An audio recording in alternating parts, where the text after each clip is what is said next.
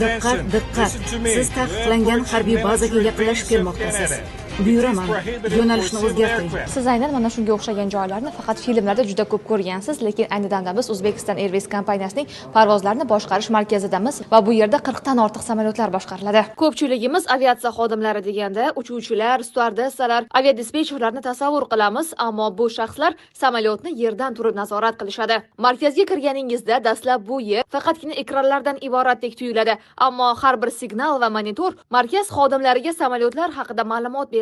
Ular bir vaqtning o'zida butun hududdagi samolyotlarni nazorat qiladi va reyslar vaqtida uchishini ta'minlaydi. Bu yerda osmondagi samolyotlar haqida barcha ma'lumotlar mavjud, ya'ni ularning joylashuvi, balandligi, tezligi, yo'nalishi, reysi va vaqti, texnik holati hamda havo sharoiti. Eng muhimi esa bu yerda bir xodim bir samolyot uchun emas, balki har bir xodim barcha samolyotlar uchun mas'uldir. Qisqasi, osmonda xavfsiz uchishingiz uchun bu insonlar juda muhim.